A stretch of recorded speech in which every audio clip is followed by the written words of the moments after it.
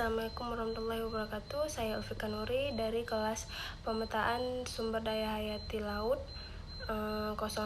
Di sini saya akan menjawab uraian jawaban ujian. Baik, jawaban pertama, migrasi ikan merupakan pergerakan suatu spesies dari suatu wilayah ke wilayah lainnya. Pola migrasi masing-masing spesies ikan itu berbeda-beda. Ada yang selalu di tepi dan ada yang menyebar, baik itu untuk tujuan reproduksi dan mencari makan. Lingkungan rusak. Metode yang digunakan mungkin adalah metode menentukan ruwaya aktif atau ruwaya pasif pada ikan tersebut. Jawaban nomor 2, ikan melakukan migrasi adalah untuk bertujuan pemijahan, mencari makan, dan mencari daerah yang cocok untuk kelangsungan hidupnya. Migrasi ikan dipengaruhi oleh beberapa faktor, baik faktor eksternal maupun faktor internal. Faktor eksternal ini adalah berupa lingkungan yang secara langsung atau tidak langsung berperan dalam migrasi ikan. Dan faktor internal adalah faktor yang terdapat dalam tubuh ikan seperti pemijahan, kematangan gonad pada ikan tersebut. Dan jawaban nomor 3 adalah migrasi ikan adalah perpindahan dari satu tempat ke tempat lainnya untuk bertujuan memijah, mencari makan, dan mencari tempat tinggal. Dan upaya penangkapan ikan adalah satu kegiatan untuk menangkap ikan oleh nelayan untuk mencukupi kebutuhan hidupnya. Kaitannya antara keduanya itu sangat erat.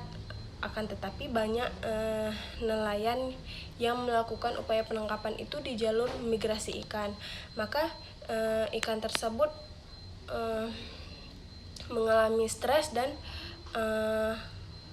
banyak yang tidak jadi melakukan migrasi karena gangguan dari nelayan tersebut.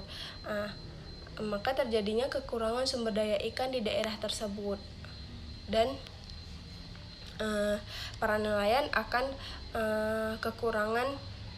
kekurangan ikan yang akan ditangkap.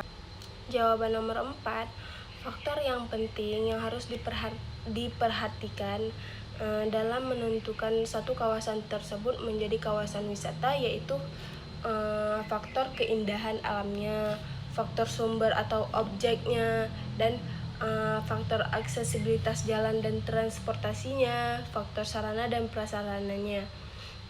Untuk yang nomor 5, menjadi kawasan wisata perlu diperhatikan seperti kriteria-kriteria yang ada di tempat tersebut, seperti kriteria daya tarik, kriteria sarana dan prasarana seperti keindahan tempat tersebut, kealamian yang ada di tempat tersebut, dan keunikan dari kawasan itu.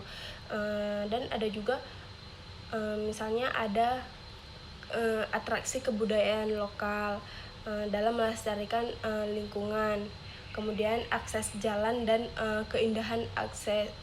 keindahan alam tersebut, dan juga akses jaringan internet untuk memudahkan wisatawan yang akan datang.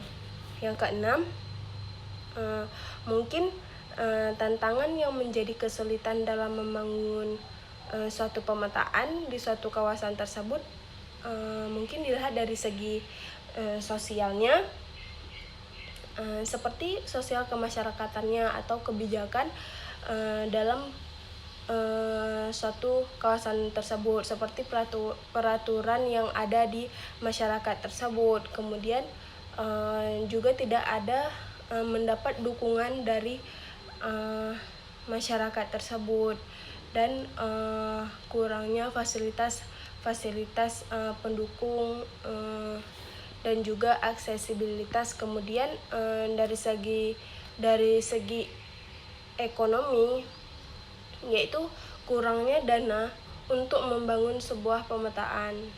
Mungkin lebih ke dana yang dikeluarkan oleh si pembangun pemetaan ini. Hanya ini yang saya sampaikan. Jika ada kekurangan saya minta maaf. Assalamualaikum warahmatullahi wabarakatuh.